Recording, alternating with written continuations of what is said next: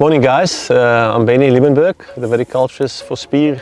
Welcome to 2025 and there's a new harvest to look forward to. It is the middle of January. Unlike last year, we haven't started yet. What I'm waiting for now is again what we call veraison, where all the red grapes start turning from green to black.